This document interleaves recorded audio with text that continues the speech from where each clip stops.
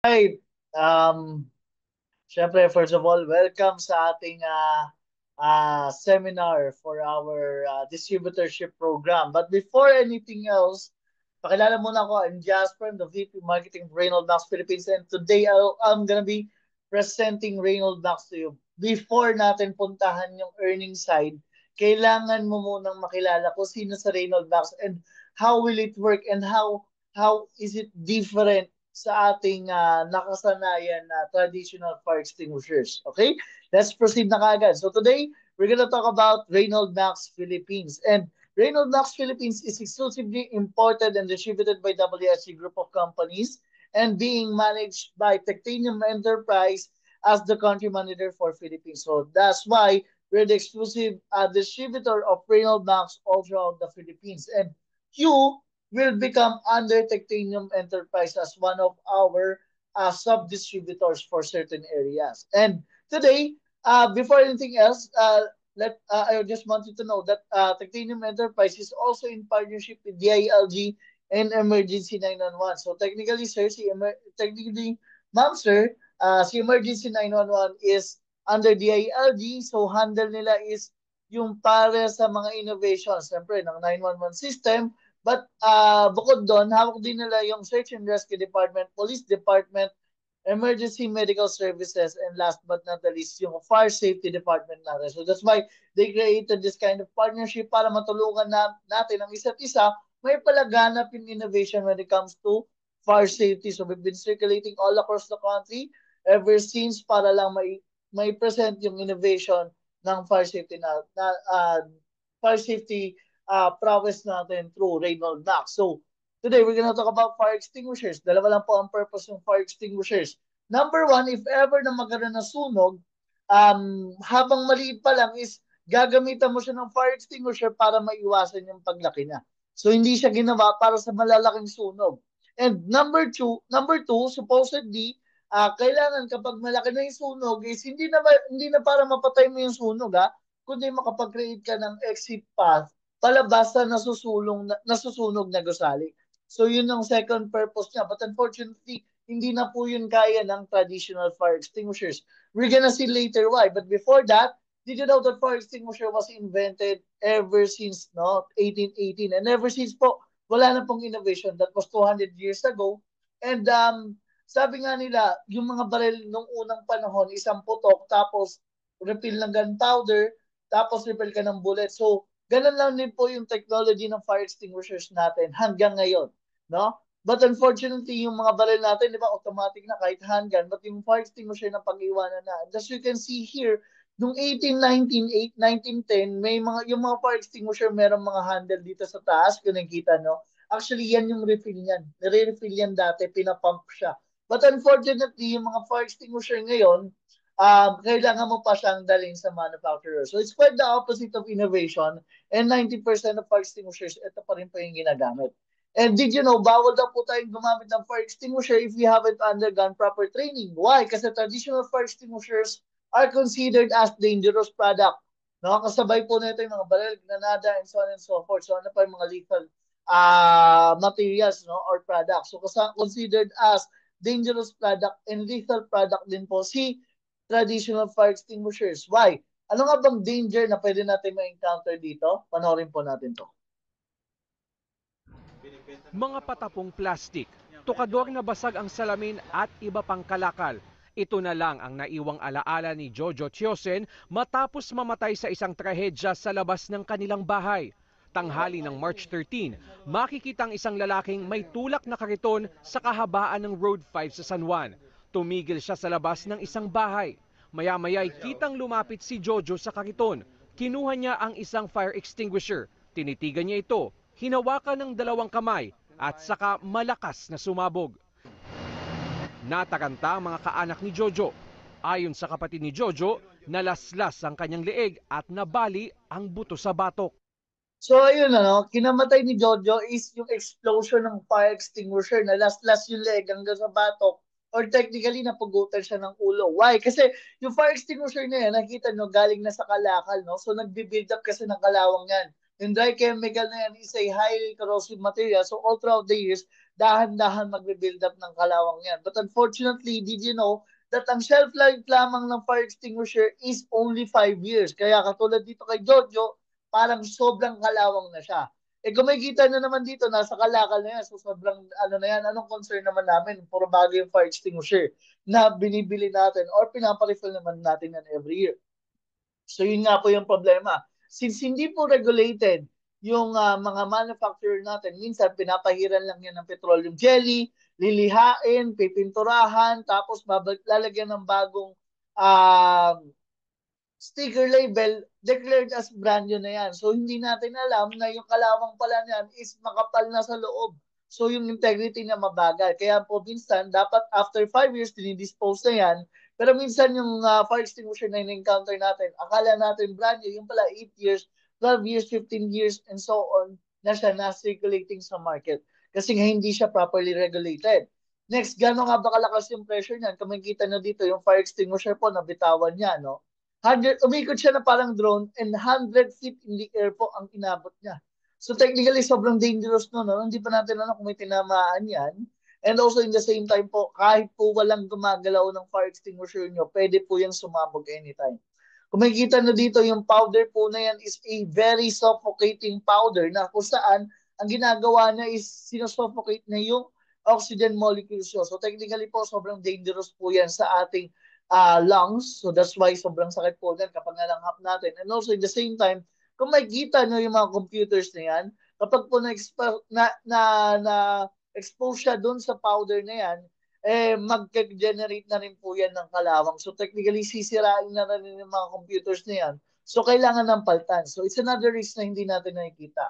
Pero ang importante naman, sir, let's compromise. Meron kami fire extinguisher, nagkaroon ng sunog, ang importante, meron kami magamit ng fire extinguisher, pamatay ng apoy. Pero katulad po dito, nag-leak yung gasolina, no? Konting panic. Tumakbo si kuya doon sa likod. Kumuha ng fire extinguisher. Since ABC yung fire extinguisher na class B na susunog, supposedly mapapatay na dapat. But unfortunately, kung makikita na dito, the more na tinututok na sa apoy, yung fire extinguisher niya is lalo lang lumalaki. And bakit ganon? Because nga po, outdated na yung technology. So it's been 200 years and marami na pong innovation na nangyari. Kasama po doon, syempre, yung pag-innovate ng ating mga chemical mixture. So sometimes, yung mga mixtures na yan, mas nagiging highly responsive or reactive na po siya sa external stimuli. Kaya po katulad nito, lalo lamang pong lumaki. And actually, sir, hindi ito ganito ka-rare. And most of the time po, akala natin sobrang hina na ito. Pero kung may kita dito, yan din po yung nangyari dito sa Toyota BBT. Toyota is one of the richest companies here in the Philippines, no? And also in the same time, professional trade ng mga tao nila. And kompleto naman sila sa equipment. And as you can see here, nagsimula lang naman sa maliit na apoy. Sa maliit na kwarto lang naman. But unfortunately, just because of their fire extinguishers na hindi na kinaya and lalo minsan nga, mas nakakalaki pa siya ng apoy, yun na naging yung problema. So Toyota, that day nasunog po sila more than 2.5 billion worth of investment ang nasunog na ron. Kasama yung property and also yung mga inventory ng sasakyan. Di ba? So, ang daming risk na hindi natin alam.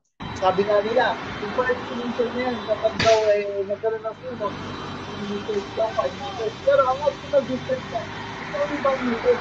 Pero yung kumabag na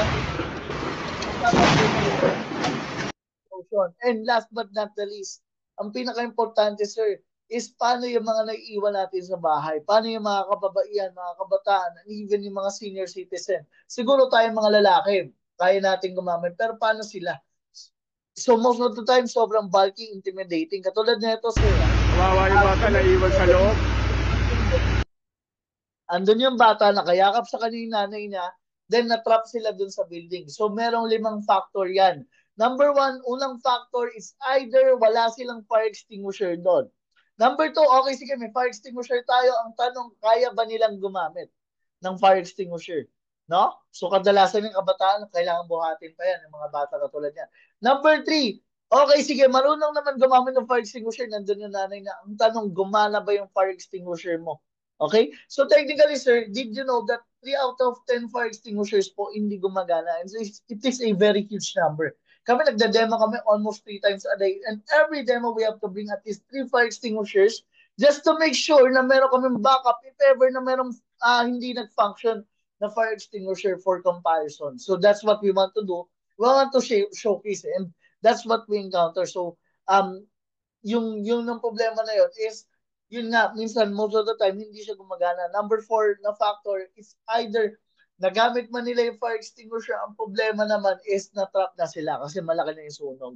So apat na factor yan na kailangan natin kino-consider, no? So it's either meron na nagamit nga nila yung fire extinguisher, pero it's too late na kaya po natatrap sila sa loob ng building. Kasi nga po sabi ko sa inyo kanina, merong second purpose yung fire extinguishers na hindi natin nakikita na hindi na kayang gampanan.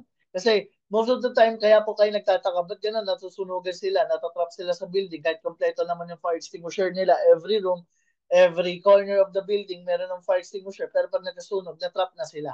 Yun ang problema. Okay? If you're familiar with the HCFC fire extinguishers, actually phased out na siya by January 1, 2025. So September na ngayon by this time of recording. Pero that's almost 9 months, no? That's more than 9 months na tayong lapse. So bakit ganun? Kasi phase out na po siya because of ozone depleting substances. Supported din po yan ng Philippine Ozone Desk. Kung nakikita nyo kanina, sabi dito all importation, no?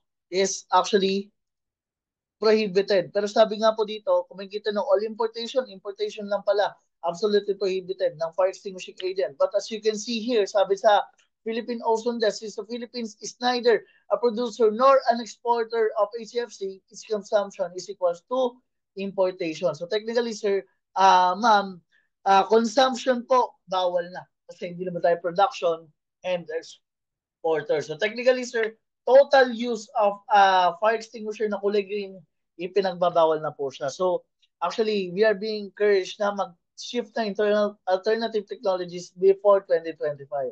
Kaya sinasabi ko sa inyo kanina na 9 months na tayong lapse. So, ano nga ba ginagawa ng traditional fire extinguishers sa tetrahedron of fire? Tetrahedron of fire is oxygen, fuel, and heat with chemical reaction. Yun po yung tetrahedron of fire.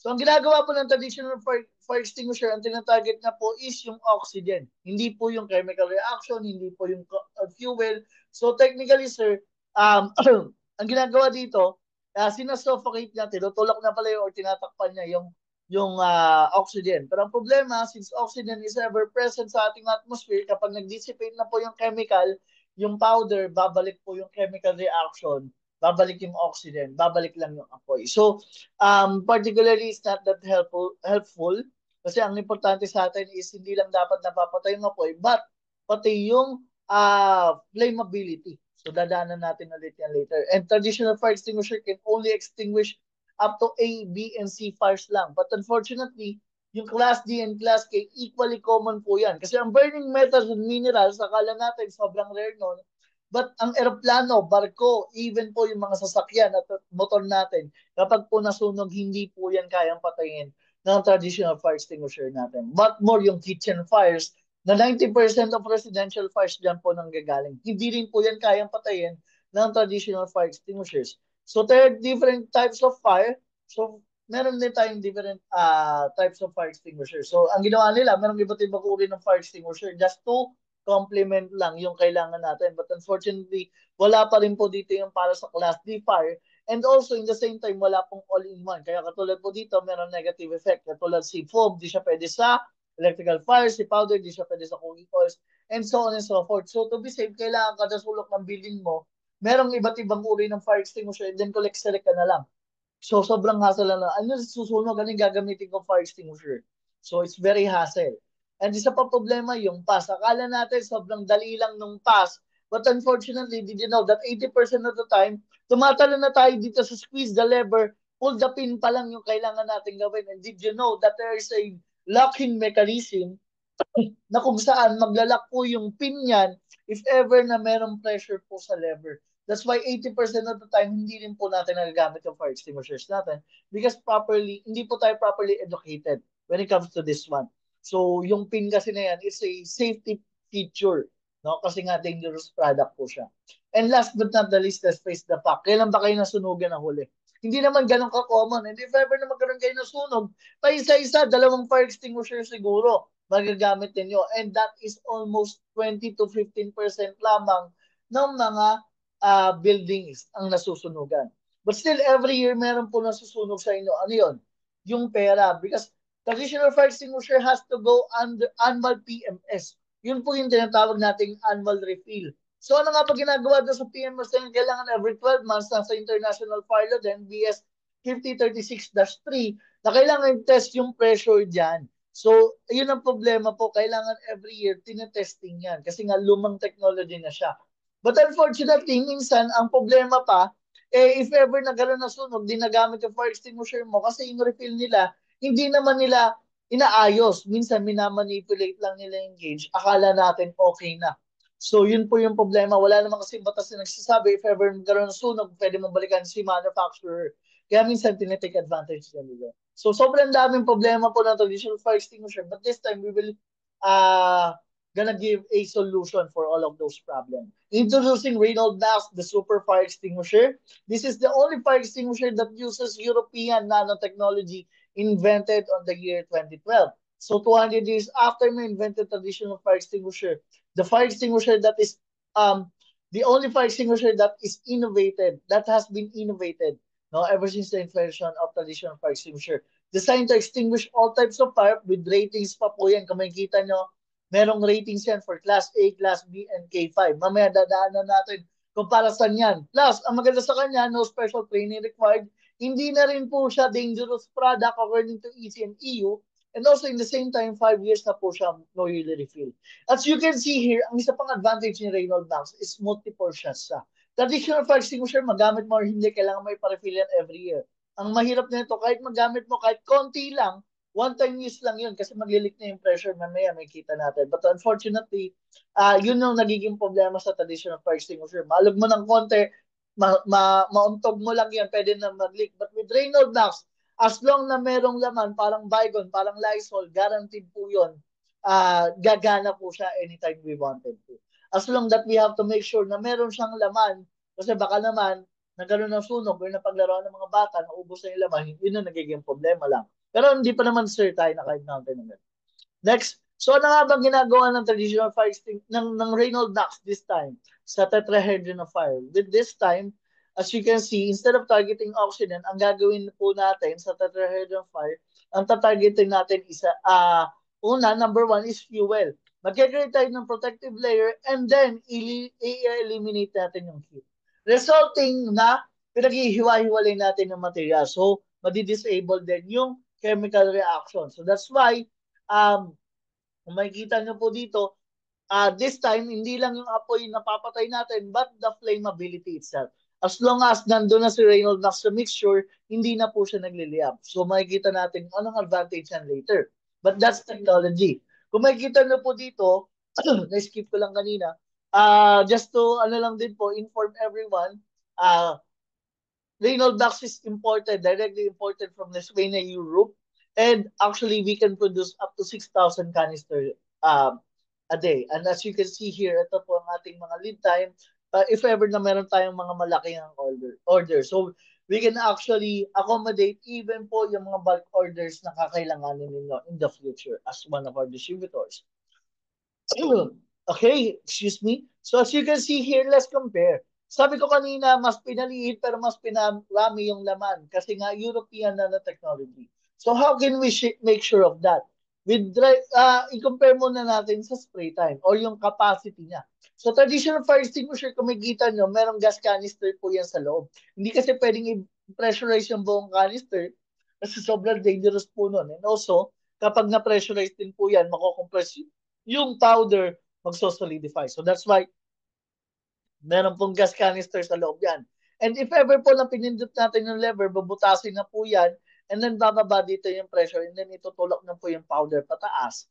Tapos, yun po ibubuga niya. So that's why po, hindi po yung powder yung nagde-dictate kung gaano karami yung laman yan. Ang pinaka-importante po dyan is yung pressure, kaya po tayo merong pressure gauge. Did you know that 6 seconds lamang po ang spray time yan? Average. So that's why yung mga videos natin kanina, saglit lang, pati yung paglipat dun sa ere, within 6 seconds, bumabagsak na siya. Because maliit lang po yung gas canister niya sa loob. 10 pounds, 20 pounds, 10 seconds, 50 pounds, 25 seconds. But Reynolds Max has 19 seconds of spray time. Why? Because we're using aerosol technology. So technically, sir, tatlong 10 pounds isang Reynolds Max 500 ml and 750 ml is actually more, 5 seconds more compared sa 50 pounds na wheel-mounted fire extinguishers. And also in the same time, yung maintenance traditional fire extinguisher, kailangan mo ipa-refill, ipa-PMS yan every year, while Reynolds Max zero maintenance, 5 years guarantee. Ang maganda dito kay Reynolds Max is yung efficiency and reliability niya. Traditional fire extinguisher po, one-time use, do not test. So very dangerous and unstable. But Reynolds Max, multiple shafts, can be tested anytime, very safe to use and easy to use for ages 7 to 77 years old. Even po yung mga kabataan, mga kababaihan, and even seniors natin, kaya gumamit ng Reynolds Max because it's very easy to use and very portable. And as you can see po, efficacy. Ang pinaka-importante dito, hindi mo na kailangan matakot ng ngamba kung anong uri ng apoy yung kayang patayin ng traditional fire extinguisher mo kasi we are empowered. But we'll dig deeper that onto that later. So what will happen if ever na magkaroon ng sunog, katulad nito, si kuya naiwan doon, saka yung bata, tumakbutok ng kuya, iniwan lang sa gitna ng kapatid niya. Kumuha ng Reynolds Max, pinokok na apoy, ito pa rin mga Reynolds Max, power yung people. No? Tapos na yung panahon na matatakot sa extinguisher. Nasabihan natin mga kapatid, di baling masunugan ako, wag lang masabog. Di baling manakawan ako, wag lang masunugan. Okay? Yun ang advantage natin. Kahit manakawan ako, kahit pa 10 beses pa yan in a lifetime, wag lang ako masusunugan kahit isang beses. Kasi tupok lahat eh. Pero this time, sir, we are empowering people na tapos na yung panahon na dapat matakot tayo sa sunog. Dapat hindi na po tayo nasusunugan at all. At yan po ang ating purpose with Reynolds Max Philippines. So, let's do this comparison demo. So we're gonna have a comparison demo kung saan ipapakita natin, i-showcase natin kung ano nga bang difference ni Reynolds Max in actuality. No? Kung makikita mo sir dito, gagamit tayo ng Class B fire. This is a mixture of aviation fuel, dating gasolina para pang sasakyan, pati pang aeroplano na. Kung makikita nyo dito, very bulky, very hassle to use ang traditional fire extinguisher. Kung bunutin mo sa screen, kailangan mo buhatin. Ayan. Kung nakita nyo dito, para ma-present natin yung 6 seconds spray time, naka-stop and spray method tayo at with a beautiful protection training program. Na sinusugay sa lahat ng mga. So, nag-create siya ng protect, nabablock yung flame, basta visibility mo kasi sobrang kapal ng powder, sobrang toxic. Still, at the end of the day, napatay na naman yung apoy. Pero ang problema, hindi na napapatay yung flammability. Ngayon, this time, we're gonna use Reynolds Max for variable just oil fire now. We're gonna extinguish the fire. Kung makikita nyo po, para lang tayo mapapatay ng isip. Mas mabilis natin yung napatay yung apoy. Walang toxic, walang powder, wala kang kailangan extinction kung mapapatay na mga isip. So, in the same time, pwede mo pang itabihan kasi may natala pa dyan. So, kita mo naman, wala pang 4 seconds na ubus natin. Napatay na natin yung apoy. That's 15 seconds pa na pwede mong itabi. Ngayon, maganda kay Reynolds Max, ang importante dito, napapatay natin yung flammability. Okay? So, kahit pa masindihan ulit yan, at kahit bumugan ulit ng gasolina yan, eh, hindi na po ito ng biliyan. At kung na-present na po si Reynolds Max sa next ang flammability po, stable na. So, anong application nito? Lahat naman tayo may sofa sa bahay, ano? Ang problema sa sofa, kapag po nagkaroon ng sunog, first part alarm na po yan. Kung nakikita nyo itong video na to, dito po namin sa dito, ito yung napanood ang kaya po nakita nila, kailangan namin. Nakikita nyo po dito, sobrang nagkapito sa maliit na apoy, pero mabilis na kung kaya, sobrang laki ng apoy, lasas tao. At with Reynolds Max na safety distance po. At ang ginagawa niya, pinapatay niya section by section yung flammability. Hindi lang yung apoy, yung flammability. Isipin mo na lang sir, kung dry chemical, binuga mo dito sa right side, and then lumipat dito sa left side, nakabalik lang yung apoy doon sa unang binugahan mo, kaya wala po siyang silbi kapag large scale na. Kasi hindi na naman na-disable yung flammability. So yun ang problema sa kanya. Ngayon sir, ito, yung HFC 236, mas advanced pa po ito sa HCFC 123, no? So, i-compare natin. Sabi nila, ito daw yung dapat na innovation pagdating sa fire extinguisher before Reynolds Ducts. Pero finish out nila kasi ganito yung nangyayari. Another fire, another day. This is your Reynolds Band. This time naman po, subukan natin gamitin yung sinasabi nilang pampalit sa HCFC 123. Yung tinatawag nilang HFC 236FA. Nagkakalaga ng 12,500, pinakamura. Tignan po natin kung ito ay kayang i-overpower ang ating super fire extinguisher. Panoorin po natin. So, sunyan po natin yung isang fire pit. This time, sa kaliwa, sunyan din natin. Pero sa bayan, gagamit po tayo ng fire extinguisher.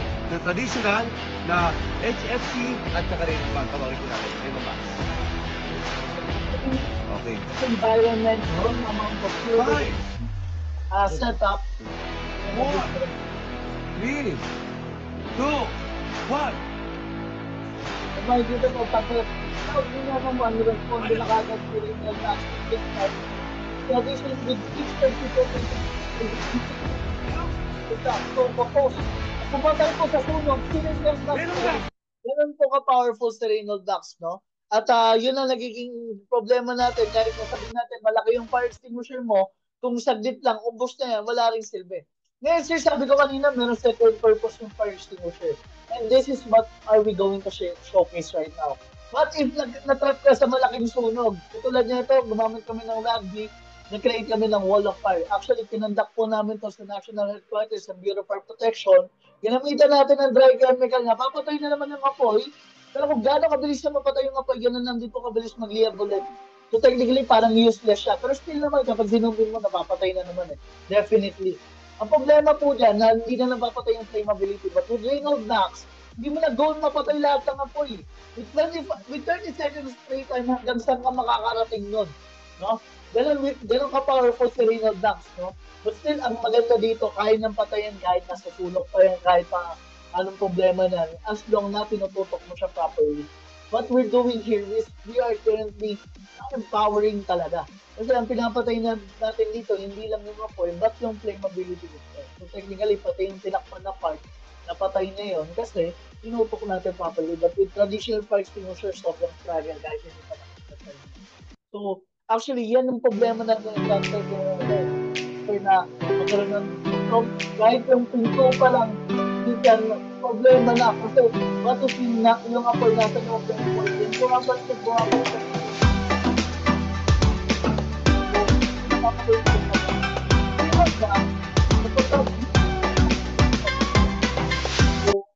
ganun ka-powerful si Reynolds Ducts. And did you know that traditional fire extinguisher, let's say for example, gamitin sa nagkaroon ng sunog sa isang restaurant, ano? And nagkaroon ng sunog sa kitchen, maliit lang naman yung apoy, napatay naman. Pero kapag ginamitan po ng dry chemical yun, napatay niya yung apoy, minimum po 3 days, stop operation yung restaurant. Kasi kailangan ng i-sanitize, no? Sanitation purposes. And kailangan mong tanggalin yung toxicity nun. Sobrang delikado po kasi nun. Mahalo sa pagkain kahit konti lang, no? So, magkakaproblema na. Kaya po, minimum 3 days. But with Reynolds Ducts, ang maganda sa kanya, mag-spray sa pagkain, spray sa mata, mag-spray sa bibig.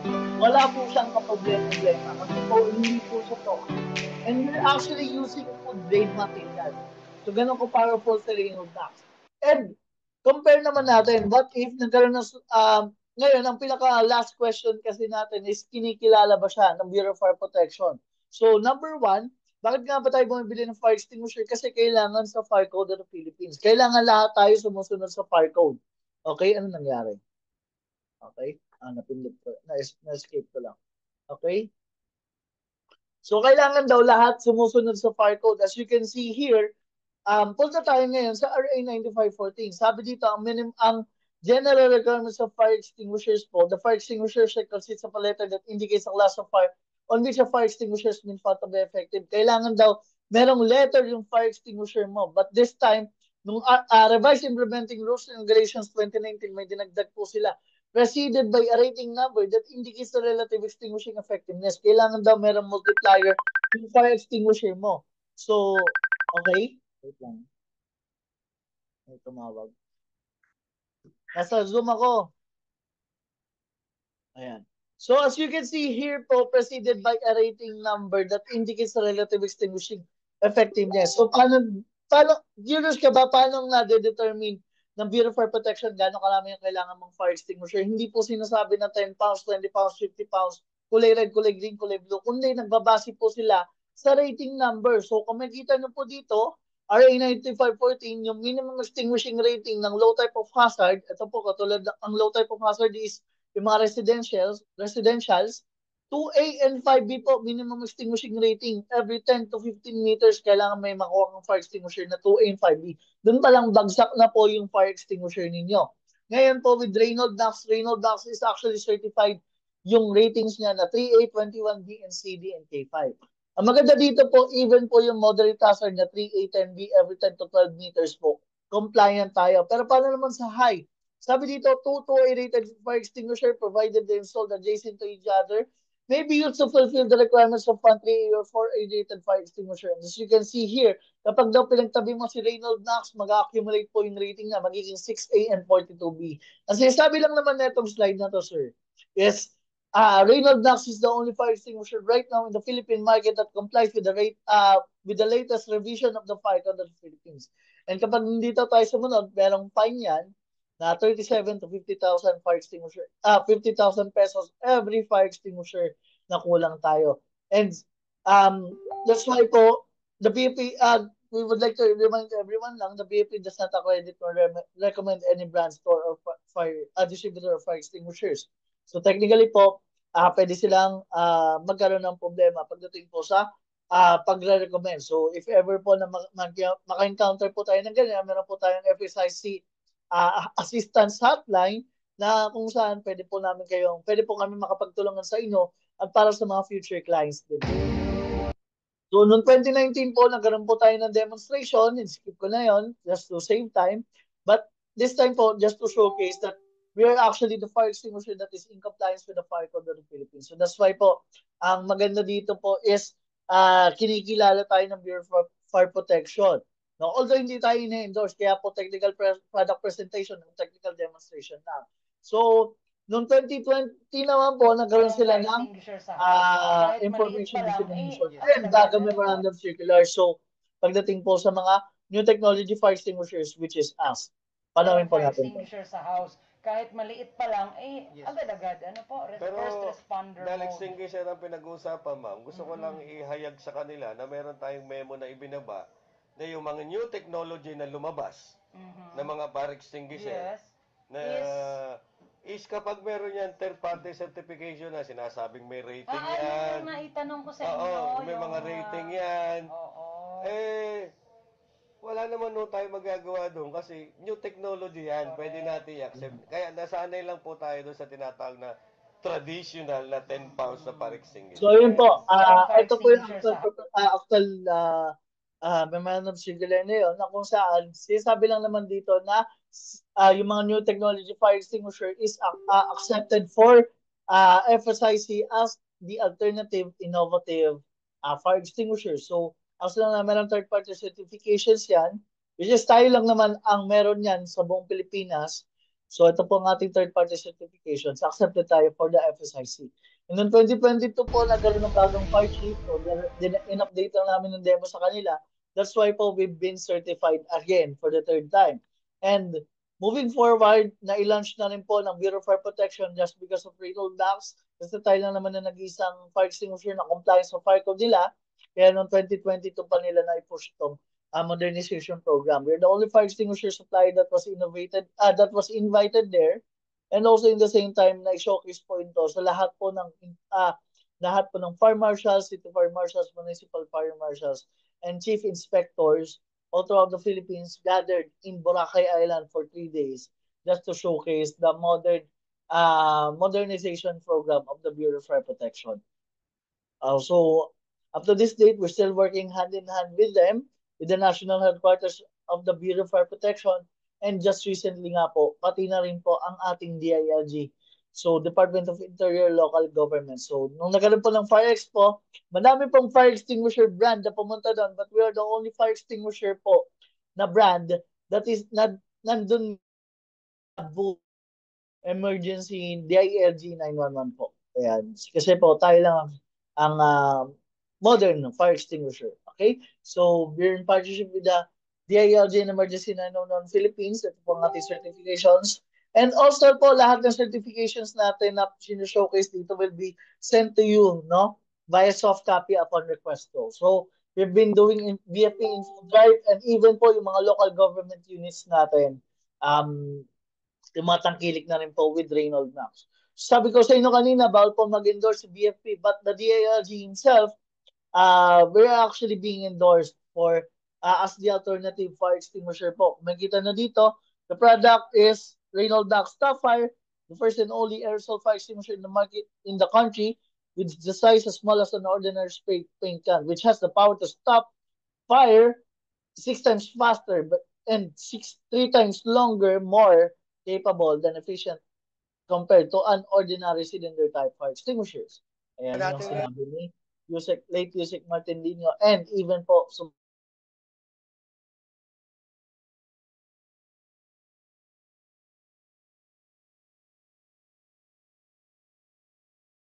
local government na close na natin. So we have syempre DILG, DNR, ayan, DIR, ayan, DNR. So Lungs Lighter of the Philippines po, na nalaman nila noong 2019, kumuha na kasi sila kaagad ng fire extinguisher kasi sabi nila kahit masunugan sila, hindi sila pwedeng gumamit ng fire extinguisher kasi sobrang delikado sa lungs. So 2019, umorder na sila kaagad, and then just this year po, on process na po ang second cycle nila ng order. So even po ang Naval Ammunition and Explosive Center, ang NAIC po, at even ang Department of National Defense, Reynold Max na rin po ang kanilang tinatangkilik. Why? Kasi even po yung ammunitions natin, kailangan natin protektahan sa sunog. And Class D fire po yun, wala pang fire extinguisher na kayang mamatay mo. So we have even Philippine Heart Center lang, Land Bank of the Philippines. And ito naman po ang ating mga ilan sa mga private companies that we handled that is currently using Reynold Max. Nadagdag na din dito yung 7-Eleven, Iglesia ni Cristo, Ace Hardware, and Wilcon Depot, Net25, and so on and so forth. So, additional data about Reynold Max. Reynold Max is actually certified by the Maritime Industry Authority. So, if you have clients na nag-handle ng mga shipping vessels and so on and so forth, pagdating po sa mga shipping vessels and even yung mga cruise ships, yan, mga ganyan, mga barko, mga roro, compliant din po tayo sa standard ng marina. So technically po, Reynold Max doesn't require having or claiming ICC sticker and PS mark kasi certified po tayo ng DTI for exemption. So hindi na po natin kailangan yan. So even po yung Department of Education, nagtatangkilik na rin po sila. Ito naman sir, ang aming letter of authorization being the exclusive importer and distributor of Reynold Max here in the Philippines. And para naman po sa mga electronic equipments natin, pasado rin po tayo sa dielectric test report. Ayan, sa dielectric testing. Ito po yung additional data. Absolutely non-conductive po tayo.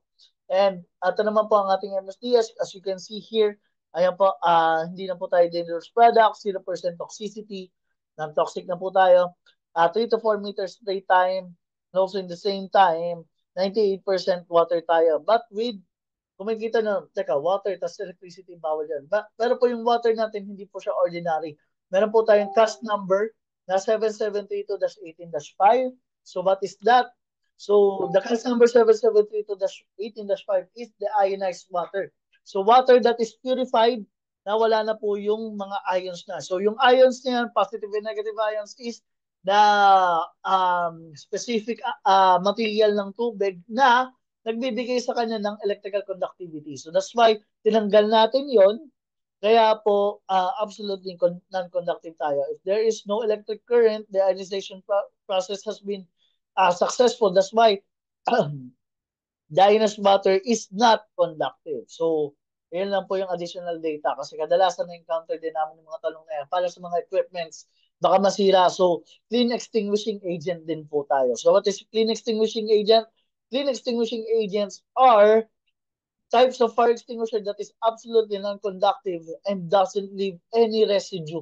So, kaya po yung mga kulay green and even the carbon dioxide is considered then as clean extinguishing agent. So, paano ko malalaman na na non-conductive fire extinguisher mo, kailangan mo pumasa sa 35,000 kilovolts or 35,000 volts na dielectric testing. So, pasado rin po tayo.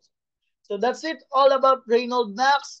And excited na po para po sa inyong, inyong pag-join sa amin as one of our distributors. And actually, moving forward, we're gonna have our we're gonna be showcasing sa inyo ang inyong market study. So here's an example of a market study, and looking forward para po sa inyong launching with Reynolds Max Philippines. So once again, this is Jasper Galang, your presenter for today. Reynolds Max, stronger than fire. Thank you very much po.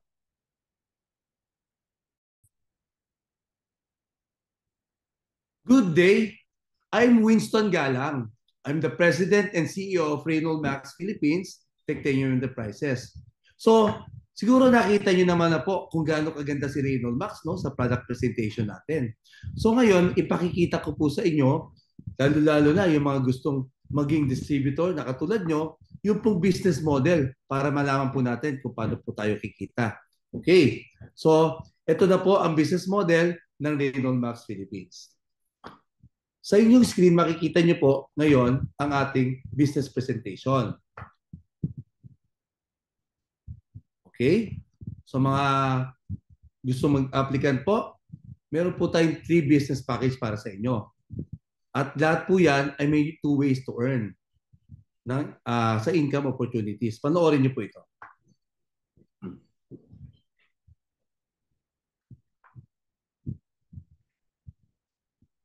Okay, this is the distribution model of Reynolds Max. Okay, so bago po yan, ang Reynolds Max po ay galing po Lithuania. This is made in Lithuania. European technology po siya using nanotechnology na manufactured and exported by Merseta from Lithuania. Sila po ang nag-i-export at tayo naman po nag-i-import sa Philippines. Okay? Ito po ay ini-import ng WSG Group of Companies. Na po? Ang WSG Group is owned by yours truly rin, no? Winston Santos Galang Group of Companies. At tayo po ay nag-umpisa sa Pilipinas, sa Southeast Asia, no? At ngayon po sa entire Asia na as the exclusive distributor. Okay? So, si WSG Group po ang nagdi-distribute, nag-i-import po sa Philippines, maging sa ibang bansa na meron pong interesadong gustong mag-distributor sa anumang bansa sa Asia. Ano po? No? So, halimbawa, gusto po yung maging country manager, pwede po kayong mamili ng anumang bansa sa Asia upang gawin namin country manager, no? As the exclusive distributor for Asia. Ngayon, sa Pilipinas po, meron na po tayong country manager. Of course, ang country manager natin ay walang iba kundi Titanium Enterprise, who also owned and managed by the WSG Group of Companies. So, sister company siya, affiliate siya po ng WSG Group.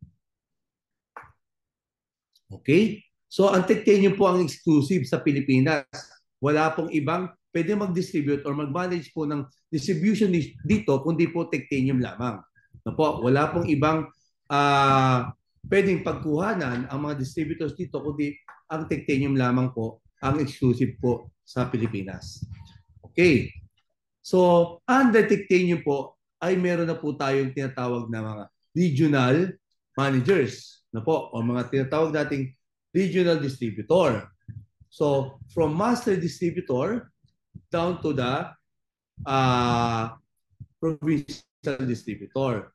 So, unahin po muna natin is yung master distributor or regional. So, ang regional po natin ay meron pong 14 na region. Ano po? Meron na rin po tayong NIR, meron na rin po tayong BARM. So, lahat po yan ay humahanap po tayo ng regional manager. So, from regional manager po, okay, or regional distributor, meron po tayong, sa baba niyan ay may provincial. Halimbawa po, ikaw po ay regional manager, meron kang 7 probinsya, lahat po yan ay kukuha, kayo po ang magsusupply. Kung nyari kayo po ay Region 1, kayo po ay magsusupply sa Pangasinan, lahat po, Ilocos, yan po ang kayo po magsusupply. At pwede naman po kayo maging province, no? Under po kayo ng regional. Po. Okay. Sa ilalim po ng mga provincial po, diyan naman po papasok ngayon yung Junior 1 and Junior 2. Yun po yung city distributor at municipal distributorship. Na po. Pwede rin po tayo dyan. No? Yung, kung hindi nyo po kaya si region at mag-province tayo. Kung hindi kaya si province, pwede kayo mag-city or municipality. Okay? Ngayon, sa ilalim po ng distributorship po, yan po ang dulo natin, distributor, hanggang city and municipality lamang. Ngayon, sa ilalim po ng ng municipal, yan na po, meron na po tayong tatawag na dealers. Sa ilalim ng mga dealers po, yan po, wala na pong territorial coverage yan. Reseller, retailer, and gen trades. At marami pa pong iba. Even key accounts po, under po ng dealer yan. Diba po, may mga gusto mag-reseller, mga TikToker po, dyan na po papasok yan sa city or municipal distributor. Okay?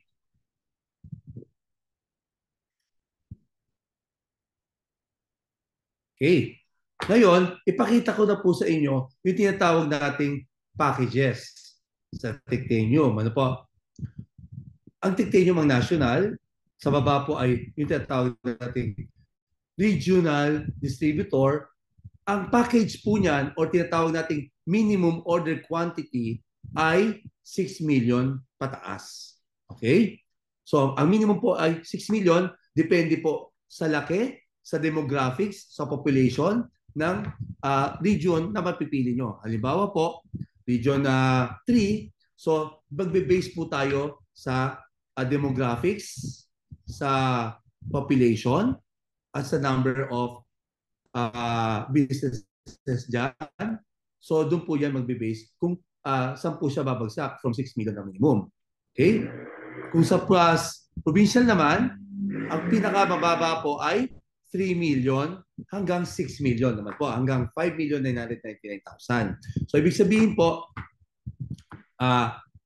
magbe-base din yan doon sa nabanggit ko sa demographics, population, and yung businesses, government offices nung city na yan, nung province na yan. Down to the junior 1 and junior 2. Ganon din po. Paliit lang po ng paliit. Mag-start lang po ng minimum of 1 million up to 2,999,999. So yun po ang range ng minimum order quantity. Okay? Papaliwanag ko po sa inyo kung ano po ang ibig sabihin ng MOQ or minimum order quantity. Okay? Pagdating po sa dealer, yan na po, wala po tayong ibang-iba na po yan. May nag-range yan from 300 hanggang 999,000 kung gusto nyo mag-dealer. Na po? Okay.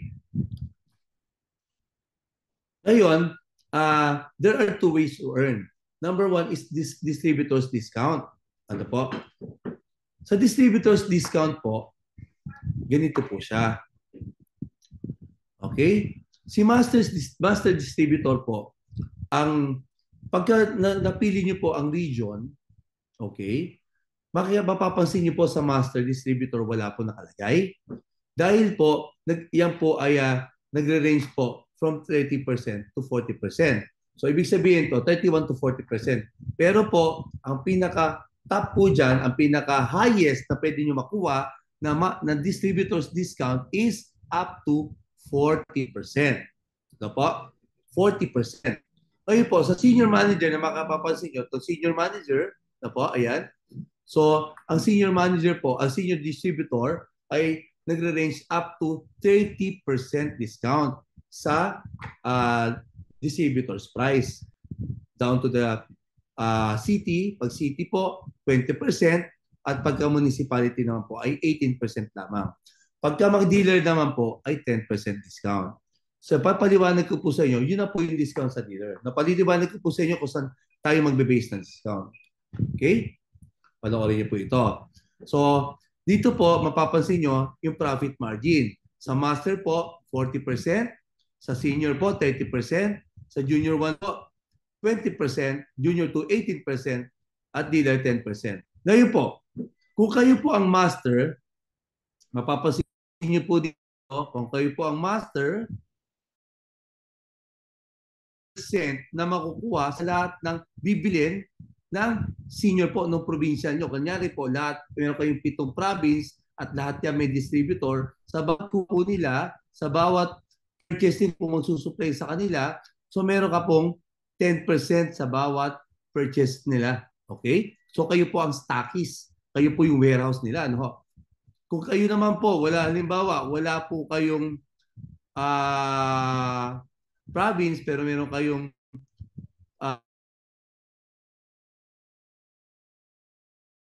20% na makukuha nyo, balik kayo. Okay? Halimbawa naman po, meron kayong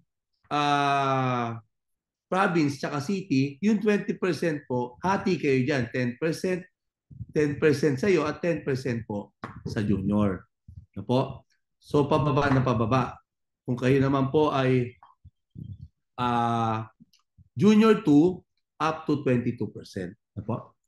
Ang inyo pong overriding commission na makukuha doon sa junior 2 nyo sa municipality. Pero kung kayo po ay merong junior 1, so 10% sa junior 1 at 12% sa junior 1 at meron kayong 10%. Pababa ng pababa. Para naghahati-hati na po kayo sa overriding hanggang sa dealer po. No? So, ibig sabihin, hinahati-hati yan maging lahat po kayo. Kung kompleto po kayo, meron kayong senior, meron kayong junior 1 and junior 2, tigta 10% na lang po yan. Kaya po, paliit ng paliit. Yung pinag-hati-hatian nyo na po, yung overriding commission. Okay? So, ito na po siya. Ito na po yung pangalawang income nyo. Panoorin nyo po kung bakit po, saan po tayo magbe-base ng discount. Ang SRP po natin, halimbawa dito pumunta tayo sa 6,500. Ito po yung pinakamabili. Ito po yung 750 ml. Yung 750 ml po, yan po yung ginagamit sa mga opisina, sa mga school, sa mga barangay, at sa mga government agencies po. No? Yan. So, ang benta po natin, ang SRP po natin yan ay 6,500. Alright? So, sa 6,500 po, sa 6,500, meron ka pong markup o outright commission. Ang outright mo or ang markup nyo po ay 2,000. Mapupunta po sa inyo yan. Okay? Tapos, pangalawang income nyo, kanina po pwede ka mag-distributor. Ito naman po sa direct sales nyo. Ito po yung benta nyo mismo, no? Yung benta po natin mismo ng distributor. Sa 6,500, meron kang 2,000 na markup na outright commission. So may maiiwan pong 4,500. Okay? Sa 4,500 po, halimbawa po ang napila mo region. Region po. As ang regional discount mo, hindi ba po naalala nyo 40%? Dito po ngayon kayo magbabawas ng 40%. So, meron ka na pong outright commission na 2,000, meron ka pa pong 40% na discount doon po sa SRP, sa distributor's price. So, all in all, kung 30% po ng 40% ng 4,500 ay nasa 1,800, no? Times 40%, okay? 1,800 po siya. So, ibig sabihin, ang total income nyo po, 2,000 plus 1,800 doon po sa 40% discount. Ang total earnings nyo po, ang income nyo po sa bawat canister ay 3,800 pesos. So, magkano po ngayon ang remittance nyo? Magkano po ngayon ang puhunan? So, 4,500 minus 1,800 na discount nyo, 2,700 na lamang po ang inyo pong puhunan kada isang canister ng 750. So nakita nyo po, so 6,500 ang SRP, pero ang puhunan nyo po ay 2,700 lang. So nasa mahigit na 120% po ang kita ng pera nyo. Alright? Or more. Pagdating naman po dito sa 500 ml, pang bahay po yan, pang sasakyan, ang presyo po natin ay 4,500. So sa 4,500 po, ang kita nyo, ang inyo pong outright commission ay 1,000, sa 30% po, doon naman natin kukunin ng discount. No? Kung regional ka, 40%. Kung provincial, balik po tayo, no? Kung ikaw po provincial, 30% ka rin din po sa 4-5, ikaw naman po ay city or municipality, 20% lang po. No? Pababa na pababa ang discount nyo. Pero yung markup nyo po is the same. Wala pong pagkakaiba sa markup. No po? Kahit ikaw ay mapa regional, ikaw po ay maging provincial, ang markup po pare-parehas. Nag-iiba lang po tayo sa discount, depende po kung anong klaseng distributor ka. Kung ikaw ay regional, provincial, or city. Okay? So, pagdating naman po sa 1,000 ml, yung pinakamalaki po natin, no? Sa 1,000 ml po, ang presyo po ay 9,500, meron kayong 3,000 na markup or outright commission. So, sa inyo po yan, then 6,500 po, 40% pag regional, 30% pag provincial, 20 to 18% naman po pag city or municipality. Okay? So, yun po siya. Ganon. So, panoorin niyo po, ito po yung pag-direct sharing, no? Yan, ipadadala po natin yan. Mapapanood niyo naman po ito. Yan. So, sa dealer po, sa end user, 10% discount, may markup po, plus overriding commission. Okay? So, yan po yung pinaliwanag ko sa inyo kanina. May pinaghahati-hatian na po, 10%, 10%, 10%. Ganyan po. Pagka kayo po ay kung saan po kayo mapili. Kung master po, may senior sa baba, and so forth. Na po? Sa 4-5, yan po yung pinaliwanag ko. SRP 6-5-4-5 na lang po. Ayan po. Okay? Yan. So, 20% naman po. Pag junior 1, okay. So, ito po ipadadala naman namin sa inyo para po mapag-aralan nyo. Okay? Okay. Sa 6-5, ganun din po. And so, yun po yung pinaliwanag ko kanina para po malaman nyo. So, ipadadala natin to para po mapag-aralan nyo po maigi yung sa discount system. Okay? Ayan po. Okay. Naipaliwanag ko na po yung kanina. Ngayon, meron tayong 3 channels po. Direct sales, distribution sales, saka BFP sales. Na po.